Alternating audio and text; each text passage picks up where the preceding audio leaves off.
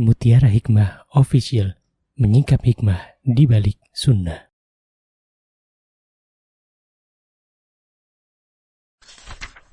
Salurkan donasi terbaik Anda untuk mendukung dakwah Mutiara Hikmah Official. Mari siapkan bekal akhirat kita. Jangan lewatkan kesempatan emas ini. Ayo kita berkontribusi dalam program pembangunan Masjid Mutiara Hikmah yang dibina langsung oleh Ustadz Hanan Yasir MA dan Ustazah Imro'atul Azizah.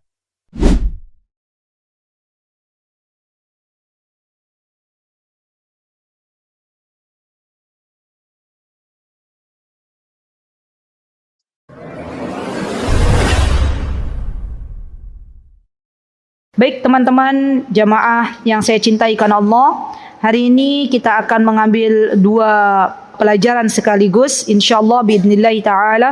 Yang pertama, kita akan belajar tentang bagaimana menjadi wanita muslimah yang bertakwa. Baik, teman-teman yang saya cintai karena Allah, sebelum kita jauh membahas bagaimana agar kita menjadi muslimah yang bertakwa, maka izinkan saya bertanya terlebih dahulu kepada teman-teman semuanya, dan ini terus saya ulang di berbagai majelis ilmu. Ya, arti dari takwa itu sendiri, karena penting bagi kita untuk memahami arti dari takwa itu sendiri. Bagaimana kita mau menjadi wanita muslimah yang bertakwa kalau kita tidak paham definisi takwa itu sendiri? Dan definisi takwa yang biasa kita sering dengar adalah menjalankan perintahnya Allah dan menjauhi larangannya. Padahal arti takwa yang lebih detail sebagaimana disebutkan oleh Talq bin Hubaib. Apa artinya ya akhwat? Ada 6 poin. Ingat, ada 6 poin. Saya sering mengatakan arti takwa itu ada 6. Yang pertama, apa ya ibu-ibu? Poin pertama, agar kita menjadi manusia yang bertakwa, takwa itu sendiri. Poin yang pertama apa? Ayo, murojaah, evaluasi. Yo, menjalankan perintahnya Allah. Itu poin pertama, diingat-ingat ya. Insyaallah nanti kalau saya tanya lagi, insyaallah ibu-ibu sudah siap ya. Yang pertama adalah menjalankan perintahnya Allah Subhanahu wa taala. Yang kedua adalah ketika kita menjalankan perintahnya Allah, maka tentunya kita harus berilmu. Beda orang menjalankan perintahnya Allah dengan ilmu dan tanpa ilmu. Itu akan Allah bedakan dari segi pahala. Semakin hamba Allah paham dengan ilmu, maka Allah akan semakin berikan pahala yang lebih banyak. Ya. Kenapa? Karena banyak hamba-hamba Allah yang menjalankan perintahnya Allah hanya sekedar ikut-ikutan, hanya sekedar taklid. Ya, ada yang lagi viral orang-orang pakai niqab Prancis, ya misalnya FK, semua ikut, gitu kan ya? Ada yang lagi viral apa lagi? Yang seringnya ikut-ikutan, pakai manset, atau pakai apa tuh? Yang sarung tangan, semua pakai. Ya, ketika ditanya kenapa pakai ini pakai itu, ikut-ikutan yang lagi tren. Nah, padahal kalau dia berilmu, maka Allah akan berikan pahala yang lebih. Nah, itu bedanya itu.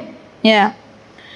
Ketika seorang wanita muslimah dia menjalankan ibadah puasa, dan dia sebelum menjalankan ibadah puasa itu sendiri berilmu apa itu puasa, bagaimana nanti ketika dia menjalankan puasa apa yang membatalkan, akan berbeda pahalanya dengan muslimah yang hanya sekedar ikut-ikut rame-rame menjalankan ibadah puasa karena orang pada berpuasa. Ya. Jadi penting bagi kita untuk berilmu ketika menjalankan perintahnya Allah. Dan kita berharap apa yang ada di sisi Allah, yaitu surganya Allah Subhanahu wa ta'ala. 1. Menjalankan perintahnya Allah. 2. Menjalankannya dengan keadaan berilmu. 3. Dia berharap apa yang ada di sisi Allah, yaitu surganya. Tadi saya belum menyebut 3 tapi sudah menyebutkan definisinya ya. Baiklah. Yang keempat adalah menjauhkan larangannya Allah Subhanahu wa taala. Dan ini penting ya teman-teman, penting nih. Dengan cara apa kita menjauhkan larangannya Allah? Apakah cuma ikut tren-tren semata? Ternyata tidak. Kita juga harus berilmu. Contoh misalnya, hati-hati ya dengan makanan, terutama makanan atau kosmetik di mana di situ tercampur zat-zat haram. Ya. Jangan sampai kita para wanita ikut tren beli apa, teman-teman? Wanita zaman sekarang ikut tren beli apa? Skincare. Tapi tidak tahu di dalamnya itu komposisinya, bahannya itu apakah semuanya sudah halal atau ada campuran sesuatu yang haram. Yang penting bisa mengglowing kan, tidak berkerut katanya. Wah itu tua itu udah pasti ya. Tapi minimal kata wanita ya, minimal kalau pakai skincare Ustazah itu bisa menahan penuaan dini gitu ya. Oke lah, baiklah. Ya tapi harus paham di dalamnya itu apa saja, apakah ada sesuatu yang haram. Ya akhwat, ingat ya, zaman sekarang itu ada, tolong dilihat nih. Saya kemarin baru diberitahu oleh salah satu akhwat, Ustazah tolong kalau pas ngisi kajian di spill. Ada katanya skincare yang di situ itu apa namanya, waterproof, yang dia nggak bisa hilang kecuali memang harus dihapus dengan cairan. Itu bentuknya seperti apa toh? Nggak tahu ya. Iya, yang nggak pernah skincarean sejauh itu kita nggak paham. Saya diinfokan begitu. Katanya ada skincare itu yang dia jenisnya tuh waterproof ya. Ibu-ibu ada yang tahu? Waterproof. Itu memang harus pakai itu ya, pakai air atau pakai cairan untuk menghilangkannya. Ini kayaknya Mbak pakai juga. Maksudnya pernah dengar. Itu memang harus pakai cairan ya. Ada cairan khusus ya. Kalau kita nggak ngeh ya akhwat, berarti ketika kita wudhu nggak tembus airnya. Maka hati-hati. Ya, tanya dulu ini waterproof atau bukan gitu ya. Ya, karena subhanallah itu mengerikan. Ada juga saya dengar juga ada nun sewu apa yang buat merah-merahin pipi itu namanya? Blush on. Itu juga katanya ada juga yang terbuat dari ya itulah ya, sesuatu yang dilarang gitu ya. Nah, itu juga kita harus tahu. Maka dari itu ketika kita menjauhi apa-apa yang dilarang oleh Allah, kita harus berilmu, tahu dulu apa yang mau dipakai, apa yang mau dimakan, apa yang mau diminum. Berhati-hati. Karena zaman sekarang sudah banyak subhanallah orang-orang yang menjual makanan, menjual minuman, menjual skincare asal laris di pasaran tanpa melihat apa itu halal, apa itu haram. Apalagi sampai misalnya logo halal bisa diperjualbelikan. Ya, maka kita minta kepada Allah, Allahumma kfina bihalalika an haramik. Itu termasuk kita meminta kepada Allah, ya Allah, yang masuk ke dalam tubuhku yang saya pakai untuk tubuhku itu yang halal-halal saja. Termasuk bahan yang kita pakai, bukan sesuatu yang hanya kita dapatkan saja, gitu ya. Berarti yang keberapa itu? Yang kelima, ya. Kelima dengan ilmu, tadi sudah bahas. Kan kita meninggalkan larangannya Allah dengan ilmu. Saya nggak nyebut poin kelimanya, tapi sudah saya jelaskan ya ibu-ibu ya. Yuk kita ulangi lagi. 1, menjalankan perintahnya Allah. 2, dengan ilmu. 3, kita berharap apa yang ada di sisi Allah. Jadi harus tumbuhkan rasa itu. Teman-teman, menjalankan perintahnya Allah, datang ke majelis ilmu. Harus ada dalam diri kita, ya Allah saya pengen surgamu. Teman-teman yang mau berangkat haji, harus ada dalam diri kita, ya Allah saya pengen haji, pengen mendapatkan surgamu. Kalau kata Ustadz Nuzul, ya orang yang berhaji itu sebenarnya sedang membeli surganya Allah. Jadi kalau ditanya, katanya kamu mau kemana? Ya ditanya, bukan mau ke Mekah, tapi mau ke surga, katanya ya gitu. Masya Allah. Berarti apa? Pengen surganya Allah Subhanahu wa Ta'ala. Ya. Kemudian yang keempat adalah meninggalkan larangan-larangannya Allah. Yang kelima, meninggalkannya dengan ilmu. Terakhir, ketahuilah wahai saudariku bahwa kalau kita melanggar larangan-larangannya Allah, tidak menjauhkan diri kita dari apa-apa yang dilarang oleh Allah, kita bermaksiat, maka sungguh dosa itu punya efek. Ada sesuatu yang Allah sediakan bagi hamba-hambanya yang bermaksiat. Dan efek dari dosa itu bisa langsung dirasakan atau Allah biarkan. Orang yang melakukan dosa ini diberikan nikmat oleh Allah Subhanahu wa Ta'ala, tapi nanti di akhirat baru Allah beri. Itu namanya istidraj. Maka dari itu jangan kira orang yang melakukan dosa di sana tapi ternyata Allah kasih rizki terus-terusan, kita katakan kenapa orang yang sholat kok rizkinya sedikit, orang yang melakukan perbuatan maksiat kok rizkinya banyak. Itu sesungguhnya Allah sedang mengistidrajkan orang tersebut. Ya, jadi hati-hati. Semua dosa di dunia ini ya akhwat punya efek. Ya. Dan di antara efek yang disebutkan oleh Imam Ibnul Qayyim rahimahullahu taala, di antara efek dari dosa yang kita lakukan adalah Allah tidak memberikan kekhusyuan dalam salat kita. Ya Allah, kita tidak meninggalkan salat, kita mengerjakan salat, tapi di dalam salat kita tidak ada kekhusyuan ya akhwat. Allahu Akbar, yang keinget dunia. Allahu Akbar, yang keinget anak-anak. Allahu Akbar, yang keingat adalah pasangan hidup kita. Jadi kalau dicabutnya kekhusyuan ketika kita salat, itu artinya Allah Azza wa Jalla menghukum kita karena dosa-dosa kita. Bahkan Imam Ibnul Qayyim juga pernah mengatakan bahwa sesungguhnya ketika seorang hamba tidak dibangunkan oleh Allah untuk bangun di malam hari, tidak bisa salat malam, maka kata Imam Ibnul Qayyim sesungguhnya itu karena dosa-dosanya yang dilakukan di siang hari. Ya. Dan dosa-dosa itu banyak kita lakukan. Jangan pernah kita mengatakan saya tidak pernah melakukan dosa. Bahkan saya ya akhwat, ya kalau dihitung-hitung dosanya mungkin lebih banyak daripada kalian semuanya. Ya. Maka dari itu teruslah meminta ampun kepada Allah Azza wa Jalla, Zat yang Maha mengampuni dosa-dosa kita. Ya. Dan ketahuilah bahwa sesungguhnya ketika kita lelah untuk membaca Al-Quran, ketika kita dijauhkan oleh Allah Subhanahu wa taala untuk merasakan kelezatan mentadaburi Al-Quran, ya, maka sesungguhnya kata Utsman bin Affan, itu karena kotornya hati kita. Itu karena hitamnya hati kita.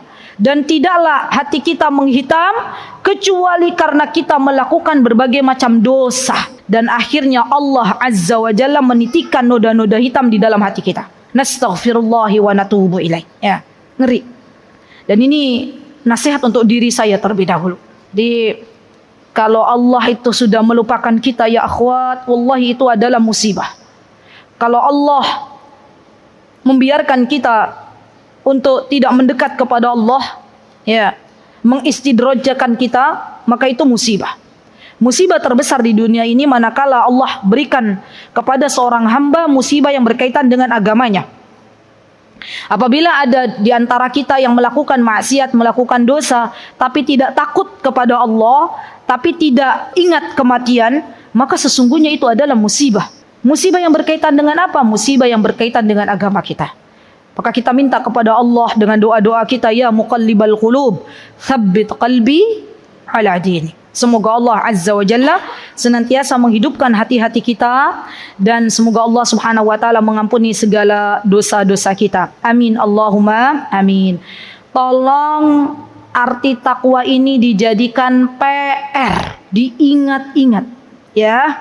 Karena saya nanti sering bertanya kepada teman-teman apa arti takwa? Apa arti takwa? Gitu ya. Baik. Kemudian yang selanjutnya, setelah kita mengerti apa arti takwa itu sendiri, maka kita akan belajar bagaimana menjadi seorang muslimah yang bertakwa. Ya. Yang pertama ya akhwat, dan ini penting ya. Ciri, bukan menjadi dulu. Ciri sifat-sifat muslimah yang bertakwa, ciri-cirinya adalah ketika seorang muslimah itu mencintai Allah dan Rasulnya di atas segalanya. Masya Allah. Ini PR untuk diri saya terlebih dahulu. Ketika cinta kepada Allah itu diprioritaskan. Ketika cinta kepada Rasulullah itu diprioritaskan. Imam Ibnul Qayyim rahimahullah ta'ala, beliau pernah berkata, ya di dalam kitab beliau Miftah Darus Sa'adah, kata beliau, cinta itu laksana sebuah pohon yang tumbuh di dalam hati seorang hamba. Akar-akarnya adalah rasa rendah di hadapan Allah Subhanahu wa taala. Dan Allah zat yang seharusnya kita cintai. Maka orang yang mencintai Allah, akarnya menghujam untuk senantiasa yang diingat dalam dirinya itu Allah. Jadi Allah yang diprioritaskan. Kita bisa lihat bagaimana Nabi Ibrahim alaihissalam ya akhwat, saking cintanya kepada Allah, ya, ketika Allah menguji beliau untuk berpisah dengan anak istrinya, maka beliau dahulukan Allah. Ketika beliau diuji oleh Allah Subhanahu wa taala untuk menyembelih anaknya, beliau dahulukan Allah. Nabi Ibrahim alaihissalam contoh teladan yang seharusnya kita pelajari kehidupannya. Nabi kita Muhammad sallallahu alaihi wasallam juga sama. Beliau mencintai Mekah. Beliau Rasulullah SAW, beliau pernah bersabda bahwa di antara kota yang paling dicintai oleh beliau adalah Mekah. Ya, kata Rasulullah, kalaulah bukan Mekah yang mengeluarkanku dari kota Mekah, maksudnya kalaulah di kota Mekah ini aku bisa beribadah kepada Allah dengan tenang, dengan nyaman, maka aku akan hidup di kota Mekah. Tapi ternyata di kota Mekah Rasulullah SAW tidak bisa ibadah dengan leluasa. Ya, bahkan keadaannya para sahabat ridwanullahi alaihim, mereka berada dalam sebuah ancaman. Ya, disiksa oleh orang-orang Quraisy, disiksa oleh para musyrikin, ya. Maka kemudian Allah Subhanahu wa taala memerintahkan Rasulullah SAW untuk berhijrah ke kota Madinah. Dan rasa cinta Rasulullah SAW kepada Allah Azza wa Jalla mengalahkan semuanya. Beliau begitu cinta dengan kota Mekah, tapi beliau tidak mengikuti hawa nafsu beliau, tapi beliau memprioritaskan Allah Subhanahu wa taala. Maka beliau berhijrah ke kota Madinah karena rasa cinta Rasulullah SAW yang begitu besar dengan Allah Subhanahu wa taala. Ya. Kalau membahas masalah cinta kepada Allah, itu kita butuh satu sesi kajian, ya akhwat. Ya. Karena banyak di antara kita, termasuk diri saya, juga butuh tentang materi ini. Ya, bagaimana kita mencintai Allah Azza wa Jalla, zat yang selama ini memberikan banyak kenikmatan kepada kita, zat yang selama ini tidak membiarkan kita berada dalam kebimbangan, zat yang selama ini memberikan ketenangan kepada kita, zat yang selama ini mencukupkan apa-apa yang menjadi kebutuhan kita. Tapi kita terkadang masih bermalas-malasan dalam menjalankan kewajiban kita sebagai seorang hamba. Kita masih berpikir ulang manakala ada perintah dari Allah Subhanahu wa taala. Kita masih hitung-hitungan dengan Allah Subhanahu wa taala. Kita masih memikirkan sesuatu apa yang saya dapatkan dari dunia ini. Padahal Allah Azza wa Jalla telah memerintahkan sesuatu yang lebih, dan itu semua kebaikannya kembali kepada kita. Wallahi, terkadang kita itu diuji oleh Allah Subhanahu wa taala. Allah pengen mengetahui seberapa besar rasa cinta kita kepada Allah. Kita diuji dengan anak-anak kita, kita diuji dengan suami kita, kita diuji dengan harta-harta kita diuji dengan teman-teman kita diuji dengan guru-guru kita diuji dengan orang-orang yang terdekat dengan kita.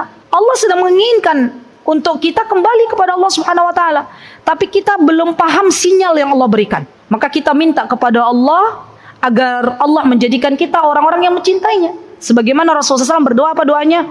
Allahumma inni as'aluka hubbak. Ya kan? Boleh ditulis ya akhwat. Allahumma, atau sudah pernah ya? Allahumma inni as'aluka hubbak wa hubba man yuhibbuk. Allahumma inni as'aluka hubbak wa hubba man yuhibbuk wa hubba amalin yuqarribuni ila hubbik. Apa artinya? Allahumma inni as'aluka hubbak. Ya Allah, aku memohon kepadamu rasa untuk mencintaimu. Wa hubba man yuhibbuk, dan mencintai orang-orang yang mencintaimu. Kita mencintai Rasulullah, kita mencintai para sahabat, kita mencintai orang-orang salih. Ya, itu adalah orang-orang yang mencintai Allah Subhanahu wa taala. Jadi kalau kata Imam Syafi'i begini ya, Masya Allah, perkataan-perkataan beliau itu mu'ali. Kalau kita membaca perkataan-perkataan orang-orang saleh, itu sebenarnya hiburan untuk kita, ya, hiburan untuk kita. Apa kata Imam Syafi'i? Kata Imam Syafi'i, lastu bis-salihin. Kata beliau, Imam Syafi'i berkata untuk dirinya bahwa aku tuh bukan termasuk orang-orang saleh, kata Imam Syafi'i. Tapi aku mencintai orang saleh, Masya Allah ya. Dengan harapan nanti di akhirat aku bisa bersama mereka, kata Imam Syafi'i. Ya Allah, jadi ibu-ibu, saya bukan orang salih, ya kita berkata kepada diri kita, jangan kita menyucikan jiwa kita sendiri. Kita masih berusaha untuk menjadi orang yang dekat dengan Allah. Kata Imam Syafi'i, lastu bis-salihin. Aku bukan orang salih, kata Imam Syafi'i. Sekelas Imam Syafi'i loh teman-teman. Yang kalau Ramadan hatam Al-Qurannya berapa kali? 2 kali. Yaitu beliau berkata, aku bukan orang salih, tapi aku mencintai orang-orang salih. Dengan harapan apa? Kita mencintai orang soleh padahal kita bukan orang soleh.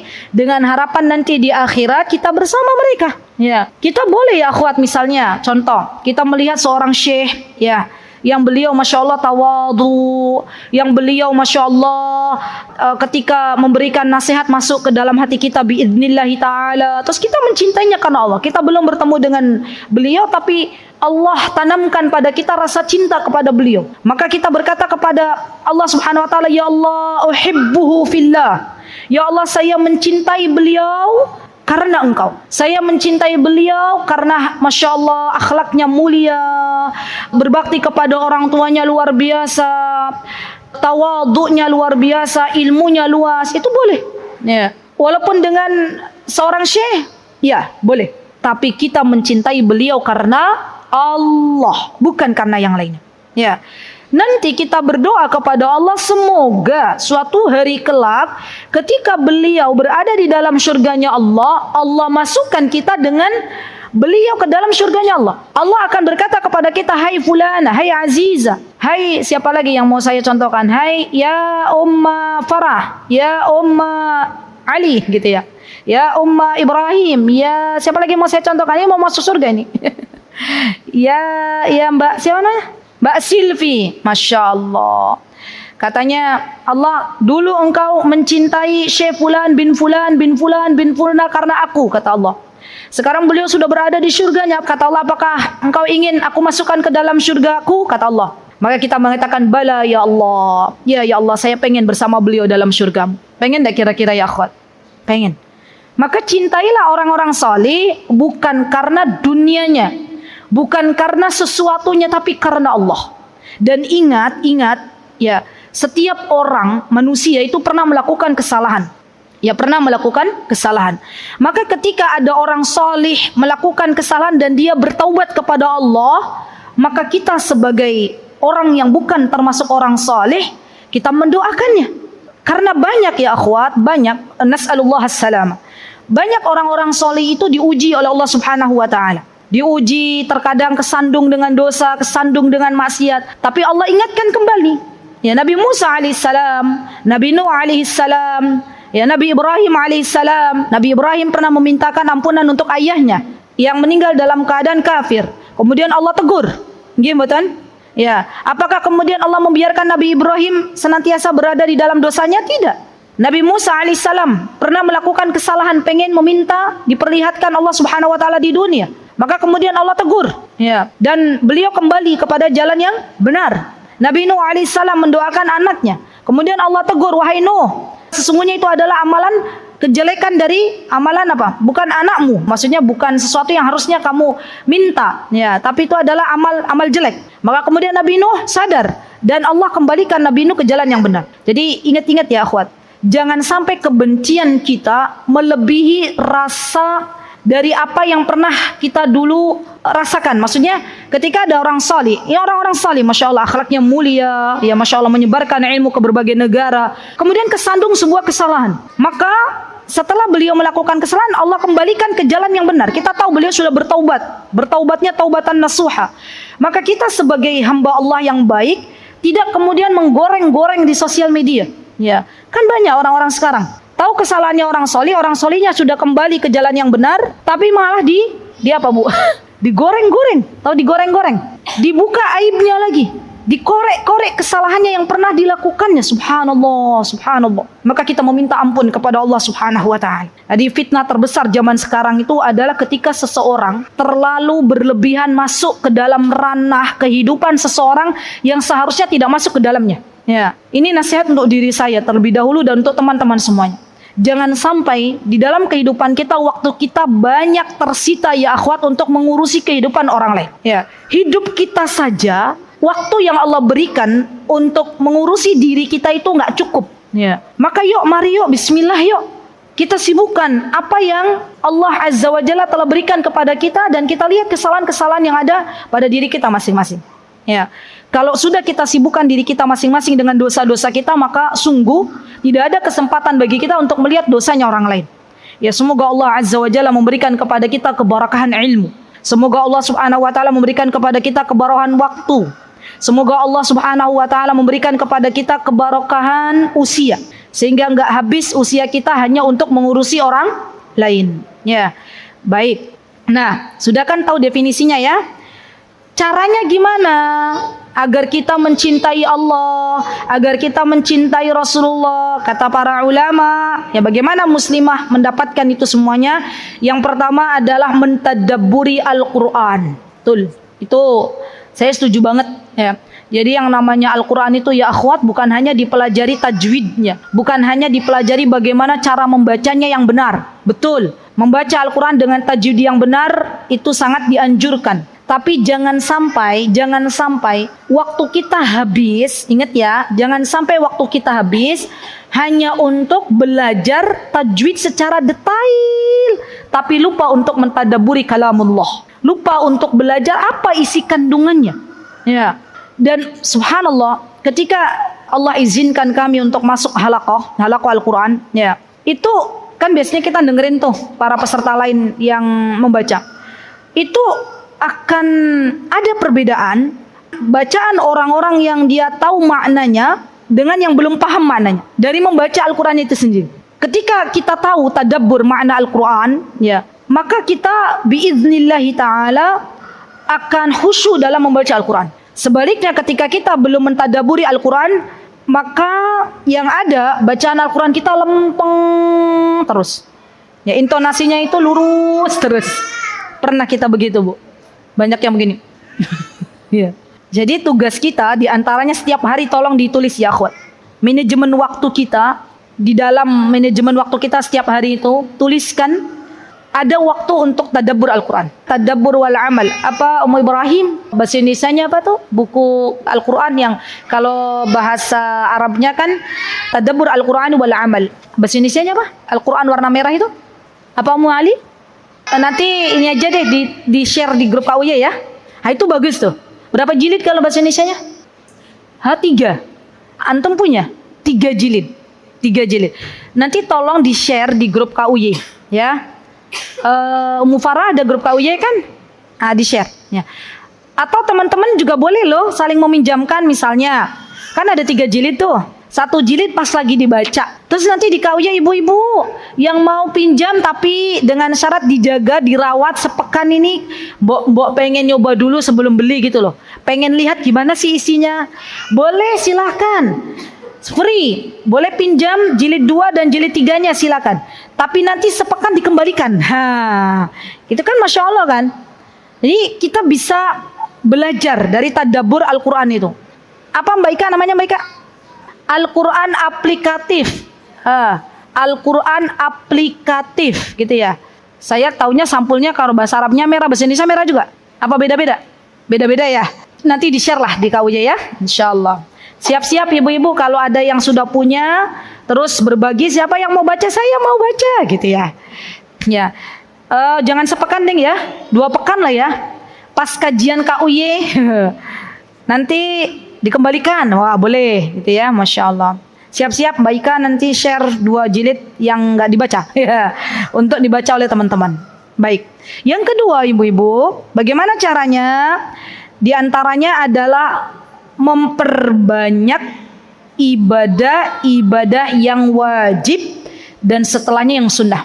Kita memprioritaskan dulu yang namanya muslimah itu sesuatu yang wajib. Jangan kebalik.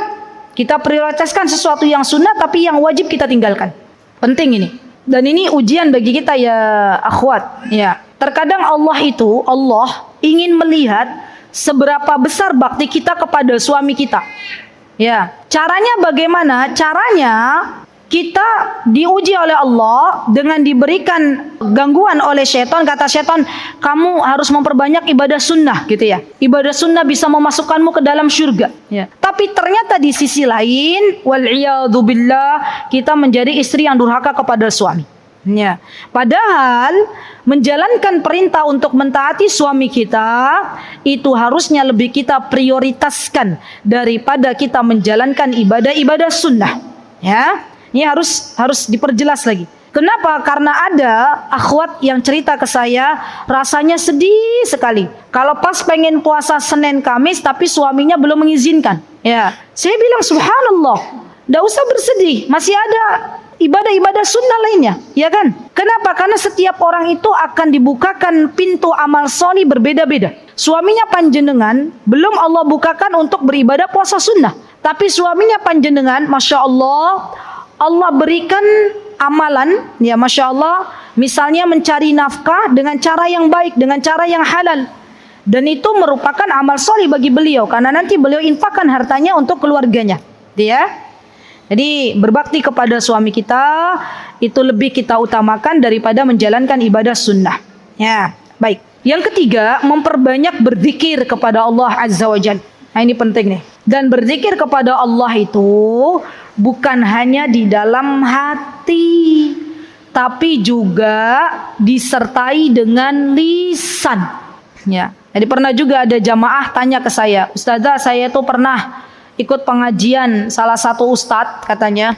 Beliau mengatakan diperbolehkannya yang namanya baca Al-Quran dan berzikir itu ngedem dalam hati. Apa ya bahasannya yo? Jadi baca Al-Quran tuh Al-Qurannya di depan tapi diem aja. Itu ada ustadz yang membolehkan begini loh. Pernah nggak? Jadi katanya dalam hati, gitu ya. Jadi mimik-mimik, berzikir dalam hati. Akidah Ahlussunnah wal Jamaah yang namanya berzikir itu dengan lisan dan hati. Tapi ya, berzikir itu tidak harus berjamaah. Berzikir itu tidak harus pakai sound system, ya. Tapi cukup kita ucapkan dan kita dengar. Dengar dari mana? Dari telinga kita masing-masing. Ya. Jadi berzikir tuh apa bahasanya? Umi-umi. Ah, itulah bahasanya. Itu bahasa apa ya? Jawa. Ya umik-umik. Jadi ada aba-aba gitu ya. Tapi tidak harus bersuara juga tidak apa-apa. Yang penting lisannya itu bergerak. Ya, lisannya bergerak. Ya. Jangan dibatin dalam hati. Ya. Karena nanti ada sekte aliran yang membolehkan yang namanya berzikir atau membaca Al-Quran itu di dalam hati. Padahal dalam akidah Ahlussunnah wal Jamaah tidak ada itu ya. Baik. Yang keempat, ya akhwat. Ini dia. Berkumpul dengan wanita-wanita salihah. Kemarin saya sudah bahas kajian ini ya Mbak Rina. Ada Mbak Rina nggak di sini? Kayaknya saya lihat Mbak Rina ya. Kemarin kita sudah bahas ya di Green Hill ya. Berteman dengan wanita salihah, gitu ya. Ini prakteknya.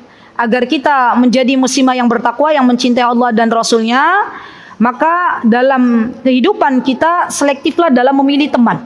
Ya. Teman yang seperti apa? Yang salihah. Yang salihah itu artinya yang seperti apa? Yang orang ini, wanita ini adalah wanita yang senantiasa mendekatkan dirinya kepada Allah Subhanahu wa taala. Wanita salihah ini adalah wanita yang kalau kita sedang menjauh dari Allah, kita dinasehati. Kemarin kita bahas. Ya. Jadi kalau ada teman kita suka menasehati kita, berterima kasihlah kepadanya. Bersyukurlah kepada Allah. Karena banyak juga teman-teman zaman sekarang yang dia takut nggak ditraktir sama kita, ya. Akhirnya apa? Nggak mau menasihati kita. Ya. Karena nanti takut nggak kecipratan traktiran. Ya. Takut nanti apa? Diblokir katanya ya. Karena menasihati kita. Padahal sungguh wanita-wanita yang menasihati kita itu adalah teman yang sesungguhnya, bestie yang sesungguhnya. Berkumpul dengan wanita-wanita salihah, manfaatnya bukan hanya kita dapat rasakan di dunia, tapi juga kita dapat rasakan nanti manfaatnya di akhirat. Karena wanita salihah, teman kita yang salihah ini kelak akan memberikan manfaat, akan memberikan syafaat biidnillahi ta'ala untuk kita semuanya bisa memasuki surganya Allah Subhanahu wa ta'ala. Maka kita minta kepada Allah, ya Allah dekatkanlah hamba dengan wanita-wanita salihah. Minta sama Allah. Ya Allah jauhkanlah hamba dari wanita-wanita yang tidak baik. Ya Allah jauhkanlah hamba dari wanita-wanita yang tidak mentaatimu, dari wanita-wanita yang senangnya misalnya apa ibu-ibu? Memanfaatkan diri saya. Ya misal contoh. Kan ada juga tuh wanita-wanita yang model begitu. Ya, maka kita minta kepada Allah agar Allah anugerahkan untuk kita teman-teman yang salihah. Allah anugerahkan untuk kita majlis-majlis yang salihah. Ya, dan kemarin Masya Allah saya pernah kemarin saya sebutkan ya Mbak Rina ya. Itu ada salah satu kawan kami di Yaman. Saya masih ingat dengan beliau. Dan saya walaupun belum bertemu dengan beliau, saya doakan beliau semoga Allah menjaga beliau. Ya Allah, jagalah usia beliau. Kenapa? Karena beliau ini hobinya ya akhwat. Ini kisahnya tahu hobinya. Kalau beliau datang ke majlis ilmu saya masih ingat kita mau siap-siap menunggu syekhoh datang. Para talibah kita sebagai pelajar waktu itu kita menunggu. Ya, kita datang lebih awal. Dan yang namanya wanita walaupun itu sudah statusnya talibul ilm ya, statusnya sebagai penuntut ilmu. Kadang yang ngobrol sambil menunggu syekhonya dan kadang nyerempet-nyerempet obrolannya jadi ngomongin orang. Nah, teman saya ini, fulana ini, Masya Allah, Allahumma barik, Masya Allah. Beliau kalau sampai dengar kita nih ngobrolin orang, subhanallah, beliau berani berkata kepada kami. Dan itu dari sekian banyak teman-teman hanya satu beliau saja yang Allah berikan keberanian. Kata beliau, ya akhwat, ittaqillah, kata beliau. Ya akhwat, bertakwalah kepada Allah, katanya gitu. Ini kita sudah masuk ghibah, kalian makan bangkai saudara kalian. Beliau bilang begitu. Udah bubar. Masya Allah. Dan akhirnya kita bubar. Ya Allah mulianya hati beliau. Masya Allah.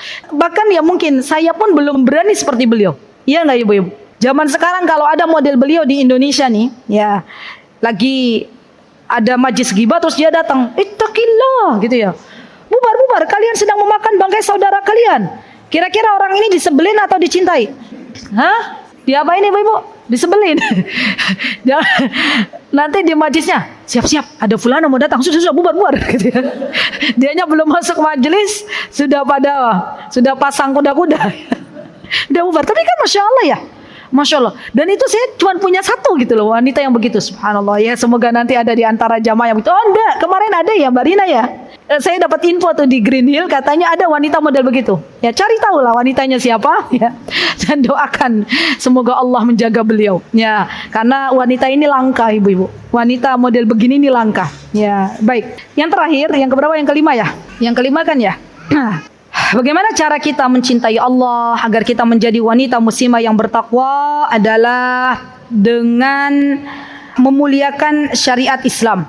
Ya, punya prinsip hidup. Jadi dengan istiqomah dalam menjalankan perintahnya Allah, dalam menjalankan syariat Islam. Ya, kita hendaklah memiliki prinsip dalam kehidupan kita. Ya, agar kita tidak mudah diombang-ambing dengan syubhat-syubhat yang menyambar-nyambar. Ya. Orang yang punya prinsip dalam hidupnya, maka akan Allah berikan keistiqomahan di dalam kehidupannya. Tapi kalau kita tidak punya prinsip dalam kehidupan kita, maka kita akan mudah tergerus oleh arus. Ya. Jadi kita harus punya prinsip. Prinsipnya apa?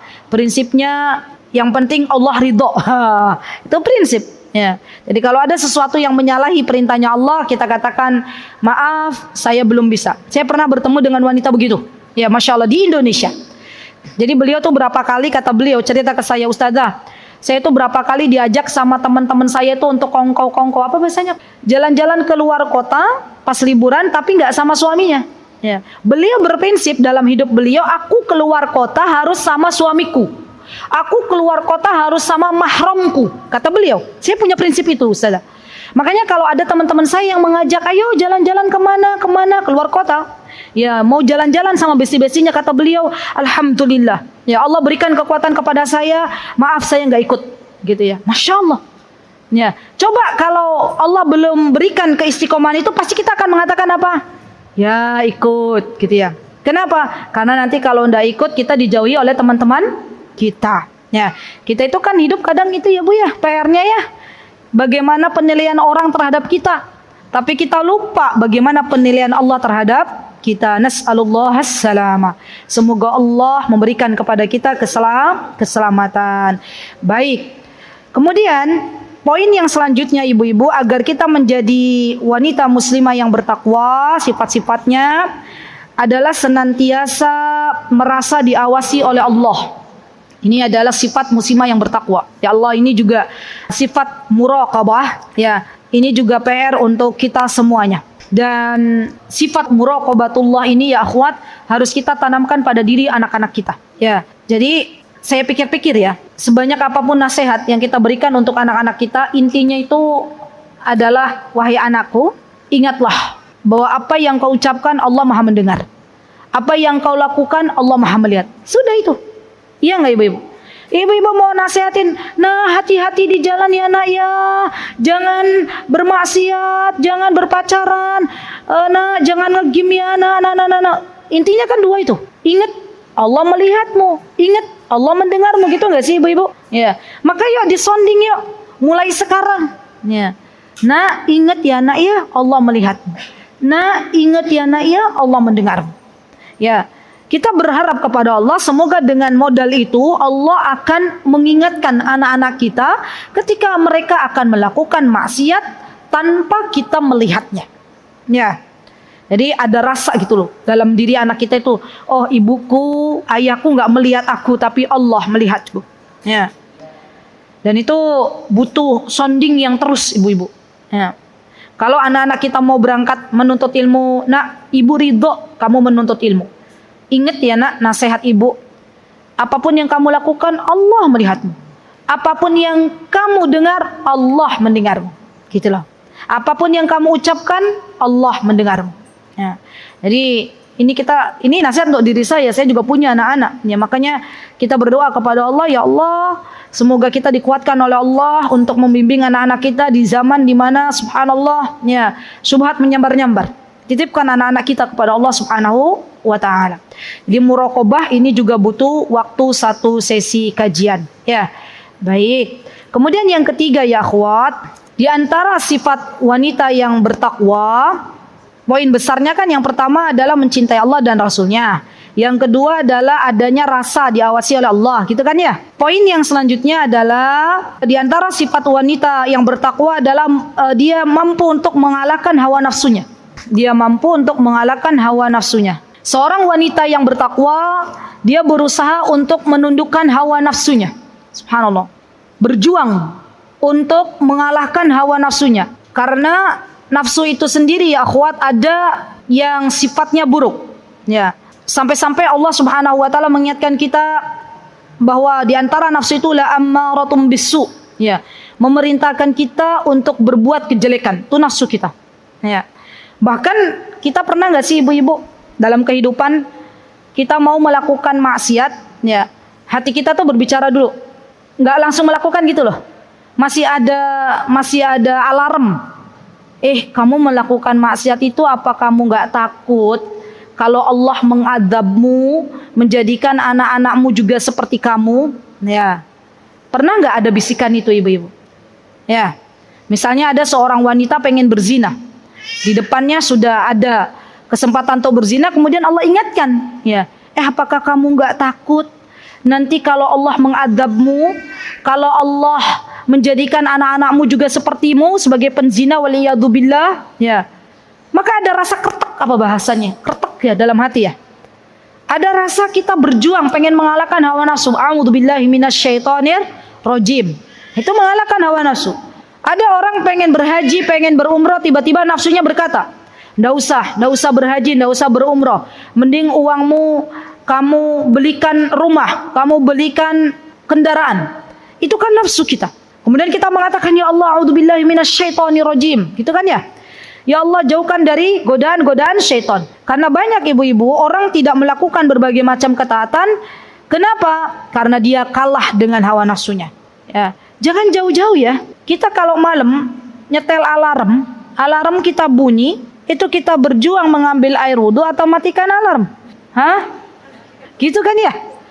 Berarti kita kalah atau menang nih mengalahkan hawa nafsu ini. Nah itu kan yang gak jauh-jauh dari kita. Ya. Mau ke pengajian, datang ke majelis ilmu, kita masih mikir-mikir. Kata nafsu kita berkata, ngapain kamu datang ke majelis ilmu?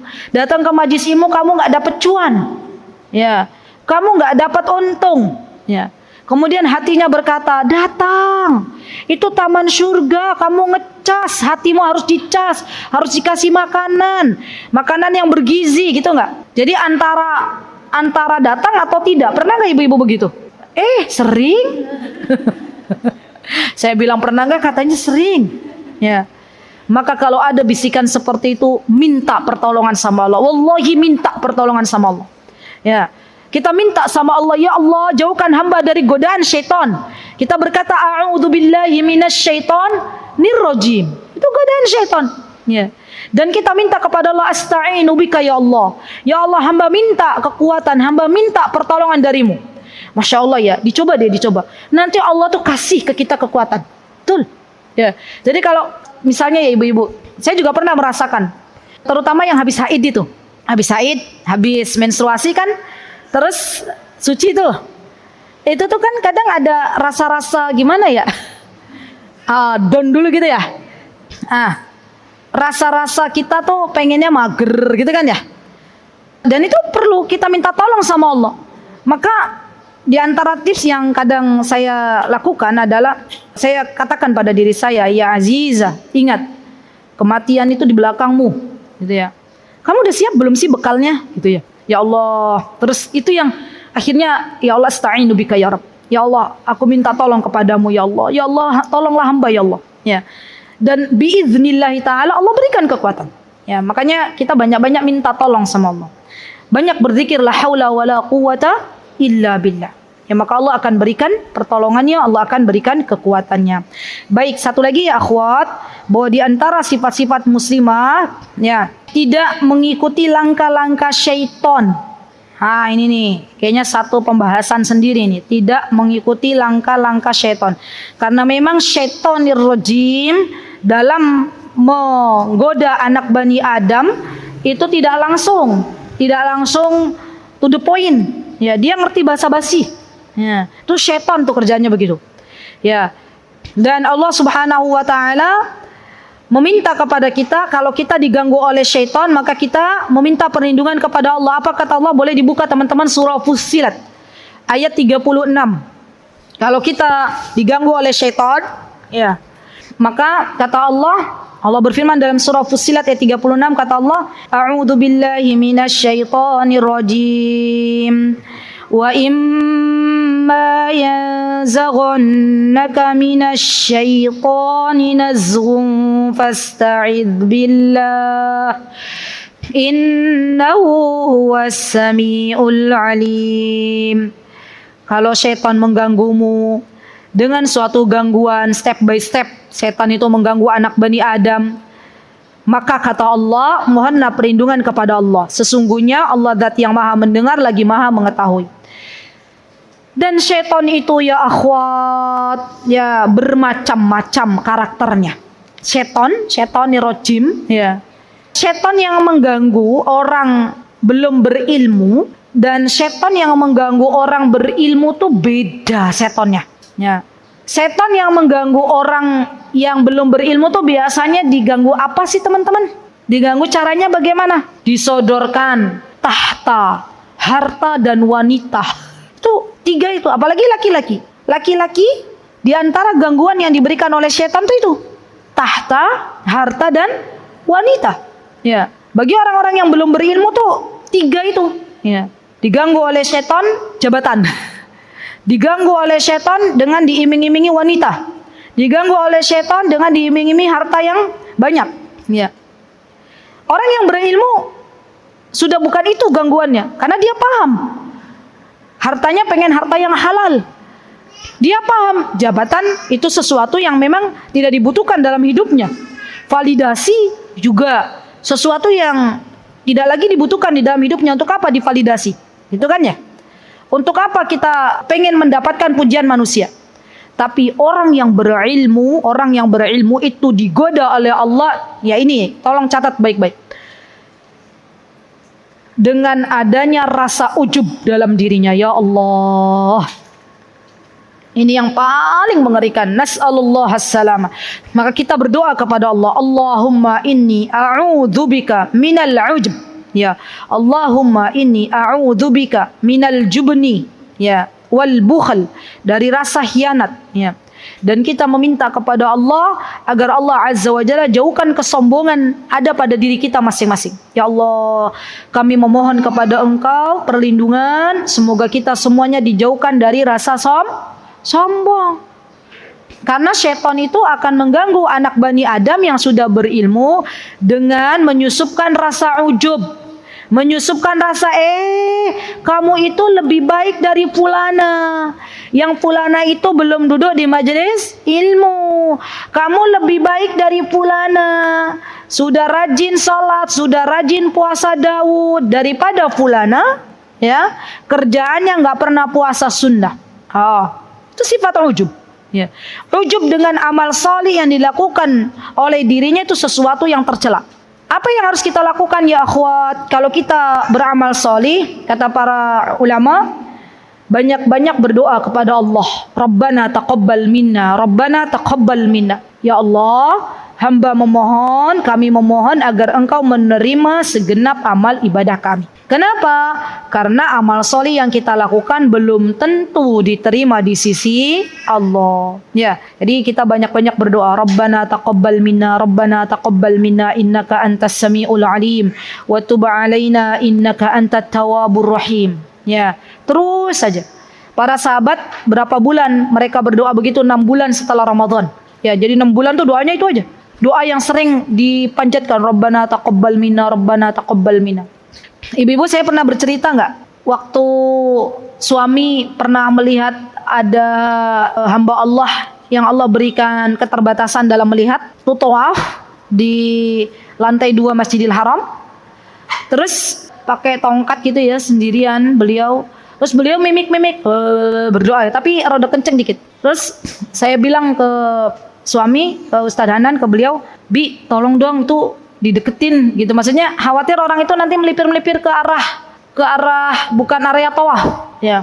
Terus Masya Allah, Alhamdulillah, biidnillah, Allah gerakkan hati suami untuk mendekati beliau ya, yang Allah berikan keterbatasan dalam melihat. Ternyata doa yang beliau senandungkan, yang beliau panjatkan itu adalah Rabbana taqabbal minna, Rabbana taqabbal minna. Ya Allah, Bu, ya bisa dibayangkan gak sih, orang yang Allah berikan ketidaksempurnaan dalam matanya itu aja berharap loh sama Allah agar Allah menerima amal ibadah beliau. Ya, bagaimana dengan kita yang Allah berikan kesempurnaan? Ya, dalam penglihatan kita, dalam pendengaran kita, kita merasa bahwa Allah sudah menerima segenap amal ibadah kita. Maka ini perlu kita evaluasi diri kita masing-masing dan berharap kepada Allah dengan harap-harap cemas. Semoga Allah Subhanahu wa Ta'ala menerima segenap amal ibadah kita. Dan semoga Allah Subhanahu wa Ta'ala merahmati kita semuanya. Karena sesungguhnya dimasukkannya kita ke dalam surga Allah itu bukan semata-mata karena amal soleh yang kita lakukan. Sedikit, Bu. Surganya Allah itu mahal. Ya. Amal soleh yang kita lakukan di dunia ini sangat-sangat sedikit, nggak cukup untuk membeli surganya Allah Subhanahu wa Ta'ala. Maka kata para ulama, masuknya kita ke dalam surganya Allah itu dengan amal soleh dan dengan rahmat kasih sayang yang Allah berikan. Maka kita terus meminta kepada Allah, Allahumma inna nas'alukal jannah, Allahumma inna nas'alukal jannah wa na'udzubika minan nar. Ya, kita minta kepada Allah. Ya, semoga Allah menerima segenap amal ibadah kita dan memasukkan kita ke dalam surga Firdaus. Amin. Allahumma amin. Baik, insyaallah itu yang bisa saya sampaikan dalam kesempatan yang berbahagia ini. Biidnillahi ta'ala. Nanti ada poin yang selanjutnya itu sesuatu yang bisa membantu muslimah untuk mencapai derajat takwa. Itu ada poin-poinnya sendiri. Ya, nanti setelah itu ada teladan wanita muslimah yang bertakwa. Masya Allah, siapa saja yang bisa kita teladani? Ada Hafsah binti Sirin, itu sudah tabi'in.